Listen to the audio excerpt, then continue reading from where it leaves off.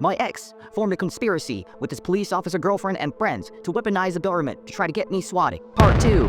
Now, after I hung up the phone with this private investigator and I saw those 3 folders about my ex that all had the same date and same time modified, I then feel my phone. And it feels like my phone is on the verge of dying. It's overheating so much. It's almost like it's too hot to touch it. I've never felt it that hot before.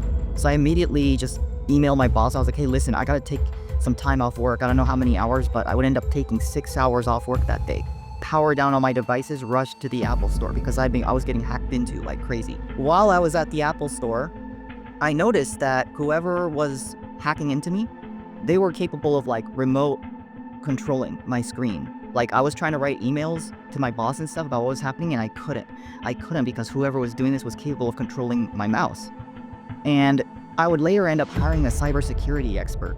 I had to hire a cybersecurity engineer to wipe 2 of my computers clean because even after Apple did a factory reset on my computer, there was still problems in my computer. Like, my computer was still hacked into. Like, the hack was that bad. And my cybersecurity expert, he told me that this sounds like somebody who is physically close to me. I would end up trying to buy like 3 or 4, I think I bought like 4 SSD cards while I was inside the Apple store. And I was trying to connect and I couldn't connect. Like, I couldn't transfer any of my data because I wanted to transfer data, try to show my boss everything that was happening and try to send people evidence of how bad I was getting hacked into, and I couldn't. Like, pretty much all the files that I was trying to transfer over, they all said corrupted. So I was trying to upload them to Google Drive, I couldn't do it. I was trying to transfer them to an SSD card and I couldn't do it. I'm actually physically inside the Apple store. And I'm screen recording this from inside the Apple store. And I see in real time that my Asurion emails are changing in real time.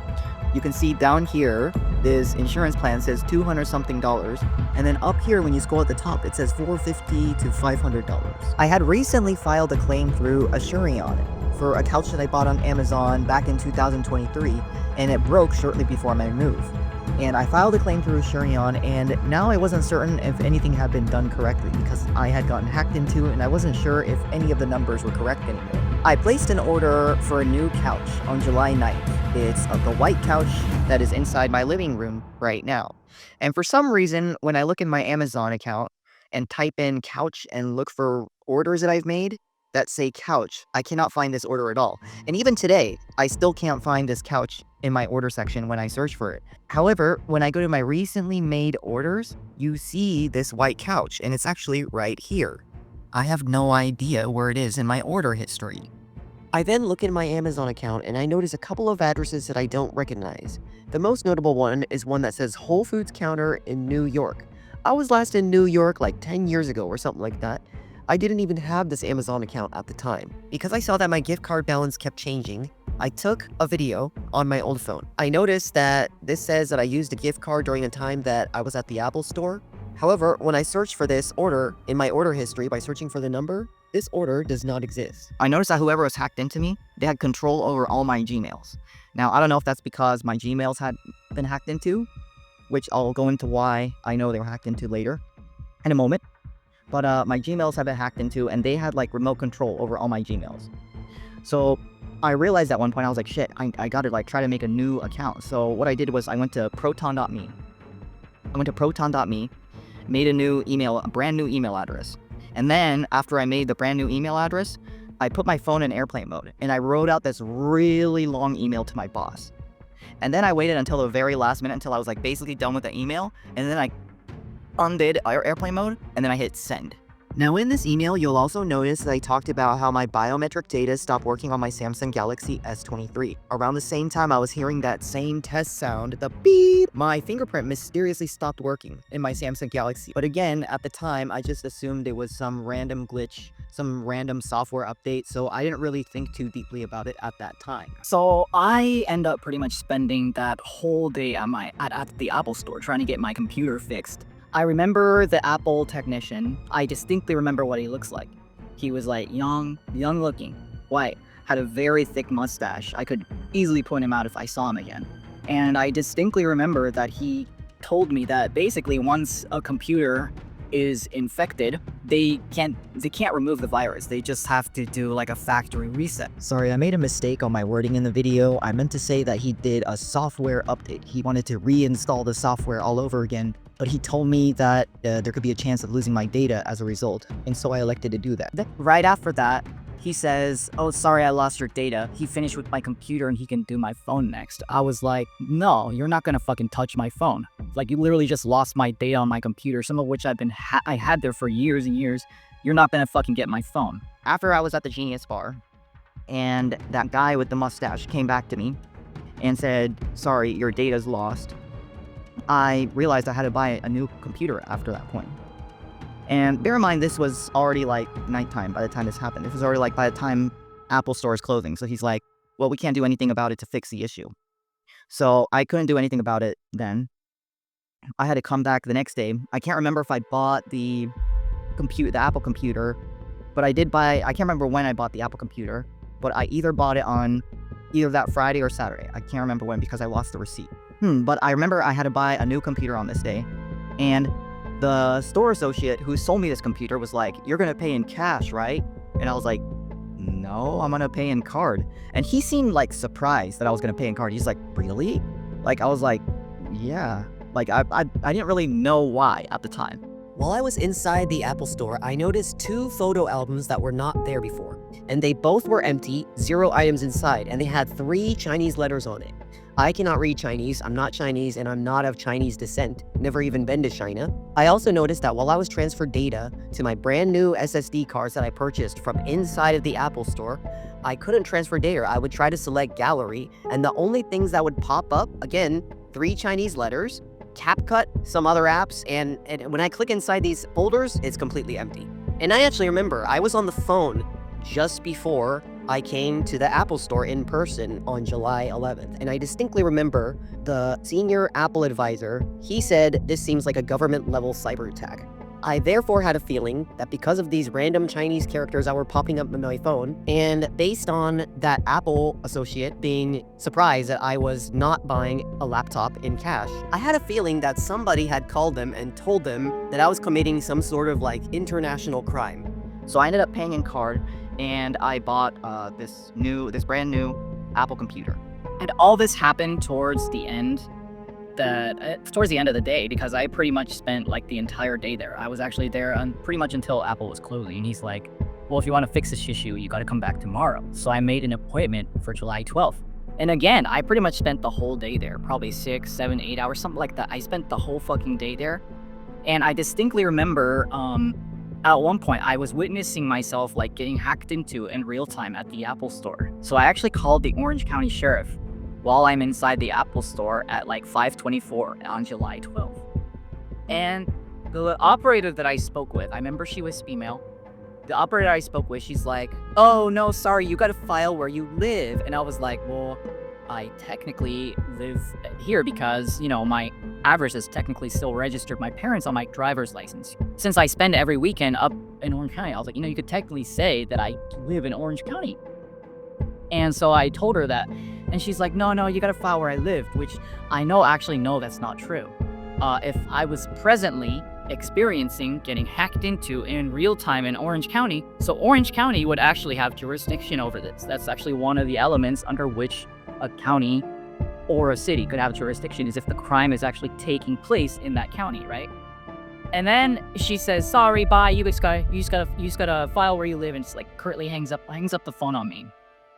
And to me, it sounded like somewhat obvious that somebody had reached out to her and called her, or like somebody had reached out to the sheriff's station and called them and told them something about me. So that's when like the wheels in my head started turning a little bit. The next day I come back and I pretty much spend the whole day at the Genius Bar again. And it just takes hours and hours and hours. I'm just waiting. They came back to me after I waited for like hours and hours and hours and hours. And they happened to say, "Oh, I don't know what happened, but you got lost in the system or something." So nobody actually ended up helping me at Apple that day. And this was at the Mission Viejo Mall location, by the way. Now, how do I know that my Gmails were hacked into? First is that my Google Calendar had changed. I actually had a legal consultation about my ex back in June. And this date was changed to, I think, July 28th. instantly remembered, oh, like I already had a consultation with this lawyer. So I just kind of disregarded, but I knew that my email had been hacked into. I pretty much had to take off 2 weeks off work, by the way, trying to fix this issue because, I ended up losing access to my iCloud. My iCloud password had been changed mysteriously, and I couldn't figure out how that happened. So I pretty much took 2 weeks off work, went to the Apple store in San Diego, the same location, pretty much almost every single day for like 2 full weeks, trying to get access to my iCloud account back. One of the times that I was there inside of the Apple store, I logged into my Gmail that was hacked into, and I noticed like multiple searches that I didn't recognize during the time my phone was in airplane mode. I literally had to put my phone in airplane mode for over a month because like I was hacked into that bad. Like literally every single device that I owned was hacked into, along with multiple accounts. I don't know how many accounts they got, but they got like a bunch. They got like my Hyundai, Amazon, like fucking a lot of shit. Okay, I remember I took a photo of this inside the Apple store. You can actually see searches that I didn't make while I was in airplane mode. And some of them are saying like Powerball, Fire, United States Supreme Court, Yellowstone National Park, Stephen Colbert. I was like, what the fuck? Some of these searches like I wouldn't even make. Now, one of the things that had happened after I gotten hacked into was I had lost access to my iCloud account. I couldn't log into my iCloud account because it was saying my password was incorrect or something like that. Then July 12th, on the evening of July 12th, right around the time Apple's closing, I'm walking out to my vehicle, and I see next to my car, it's like in front of my car, I see a police car that's running idle. It's like a police SUV, and it's just running. Like there's keys in the ignition, and the car is running, but nobody's behind the wheel, like nobody's around it. And I first tried to wait around for some minutes for some officers to show up, and they didn't show up for some time. So I knew that police cars had cameras, so I started talking to this police car, and I was like showing my phone, showing all the evidence that I had, showing all the evidence that my Amazon account had been hacked into. And while I'm in the middle of showing my Amazon account being hacked into, these 2 police officers showed up, a male and a female police officer, and they suddenly stopped me, and I'm like, wait. They seemed like they were in a hurry, like they seemed like they burst out the door from the mall, and they were like in a hurry to get somewhere. And I was trying to flag him down. I was like, wait. I really got badly hacked into. Can you please help me? I need to make a report. I need to file a report. And they're like, oh, we're on our way to a call. And they just ended up leaving. So I ended up not being able to file the report. But I did get their badge numbers. I got their badge numbers right here. And I could tell that they weren't going to come back. They weren't going to come back, at least not in time, and it had been a long day. So I was just like, fuck it, let's just drive home. And that's what I did. I drove home for the day. I spent like the next 2 weeks trying to get access to my iCloud back. And by this time, I was back in San Diego. So I went to the Mission Valley location in San Diego. And I went there pretty much almost every single day. I emailed Apple Cybersecurity requesting logs of all the times that I may have gone there, either to use their computers or to book a Genius Bar reservation. And Apple Cybersecurity, I don't believe they got back to me about this. I believe it was July 19th. I think I wrote like ABC, KTLA, and CBS. After I'm walking out of the Apple store, I then get lost, and I'm like I'm walking around the outer part of the mall, close to where the parking lots are. And then there's like stairs going up like that. And I see like maybe on the second level of the stairs, there's a blonde woman who's going hysterical, screaming, crying. And when I saw her, I was kind of just like walking, and I just kind of gave her like a weird look. Like I just kind of dismissed it at first because I thought she was I was like, you know what?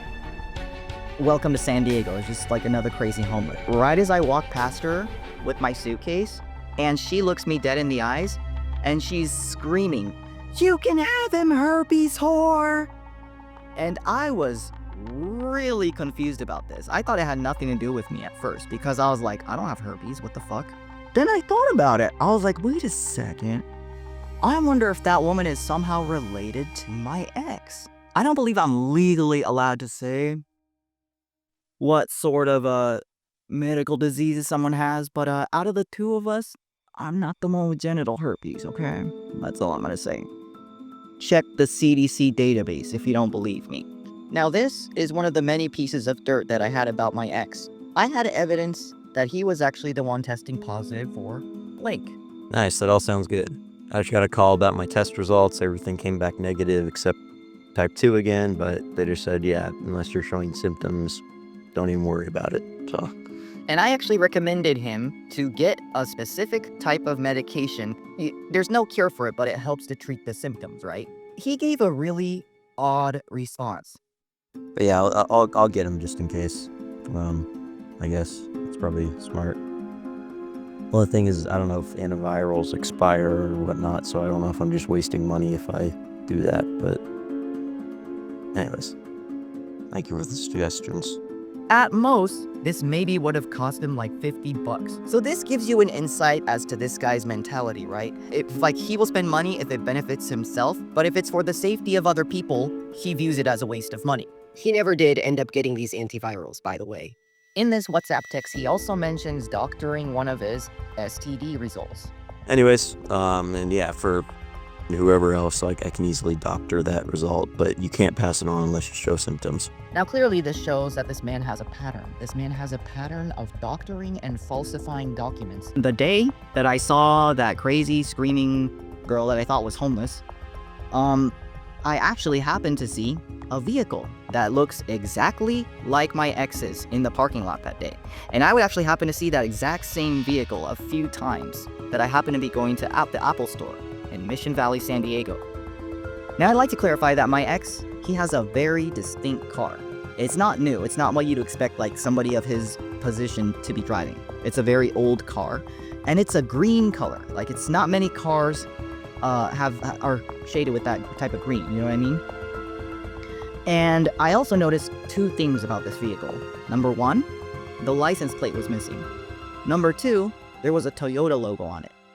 Now, my ex actually drove a different logo vehicle. He drove a different brand of vehicle. But my ex also knows that those logos can easily be switched out for another logo. And the reason why he knows that is because I distinctly remember us talking about this. I remember reading articles. Tesla owners were getting they're getting their cars vandalized. Because of that, people started buying different logos and started replacing their Tesla logos with different manufacturers' logos. And I remember my ex and I talking about this, so my ex knows that he can easily buy a new logo and then replace it. Third thing is, this car was always reverse parked, and my ex almost always reverse parks whenever possible. Now, remember how I told you that I purchased a brand new MacBook Pro at the Orange County location in Mission Viejo? Well, less than 2 weeks later, I noticed that it had already been hacked into. So while I'm at the store location in Mission Valley, San Diego, I decide to exchange this computer for a new one because I'm like, dude, I don't know how, but this device got hacked into already. And I'm pretty certain Apple recommended me not to like log into any accounts, like just try to start brand new, fresh. So that's exactly what I did. I bought this brand new MacBook, and it's my receipt. It says July 24th at 10:52 a.m. I didn't log into anything. Like, I didn't sync my iCloud. I didn't sign into any of my content creator accounts. Not on this computer at this time. The one thing that I did finally sign into was I signed into iCloud.com. Bear in mind, I didn't sync my iCloud to my phone because I was still using the phone that had gotten hacked into, so I didn't want to sync it. So I went directly to iCloud.com, and I only was downloading model release forms, and that's it. And then after doing that is when I noticed signs that my brand new MacBook Pro had been hacked into. In less than in only 1 or 2 weeks, okay? And here's how I know it was hacked into. You see how my receipt says July 24? Well, one of the things that I took a photo of on this brand new computer was an app called Brave. And then I look and I see that it was installed July 23 at 5:20 in the morning.